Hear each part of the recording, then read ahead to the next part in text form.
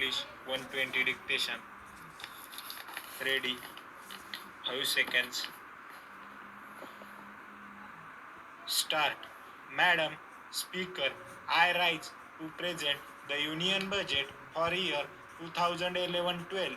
We are reaching the end of a remarkable fiscal year in a globalized world.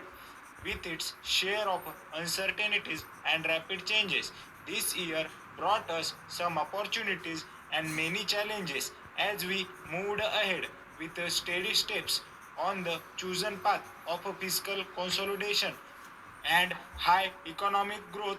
Of our growth in 2010-11 has been swift and broad-based. The economy is back to its pre-crisis growth trajectory while agriculture has shown a rebound. Industry is regaining its earlier momentum. Services sector continues its near double digit runs. Fiscal consolidation has been impressive. This year has also seen significant progress in those critical institutional reforms that would set the pace for double-digit growth in the near future.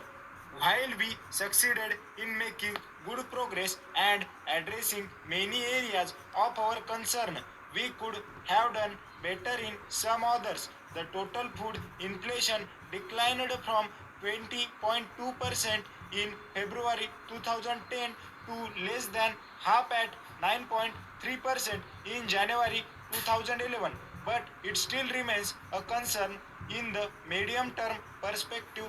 Our three priorities of sustaining a high growth trajectory, making a development more inclusive, and improving our institutional public delivery and governance practices remain relevant. These would continue to engage the Indian policy planner for some time. However, there are some manifestations of these challenges that need urgent attention in the short term. Though we have regained the pre-crisis growth momentum, there is a need to effect adjustments in the composition of a growth on demand and supply side. We have to ensure that along with private consumption, the revival in a private investment is sustained and matches pre-crisis growth rates at the earliest. This requires a stronger fiscal consolidation to enlarge the resources space for private enterprise and addressing some policy constraints.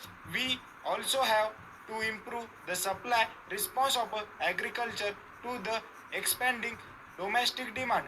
Determined measures on both these issues will help address the structural concern on inflation management. It will also ensure a more stable macroeconomic environment for continued high growth. The UPA government has significantly scaled up to a flow of resources to rural areas to give a more inclusive thrust to the development process. The impact is visible in the new dynamism of our rural economy. It has helped India navigate itself rapidly out of the quagmire of a global economic slowdown. Yet there is much that still needs to be done, especially in a rural India. We have to reconcile legitimate environment concerns with necessary developmental need. Above all, there is a challenge of a growing aspiration of a young India. To address these concerns, I do not foresee resources being a major constraint, at least not in the medium term.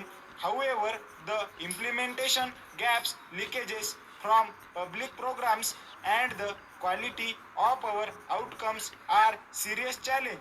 Certain events in the past few months may have created English 120 dictation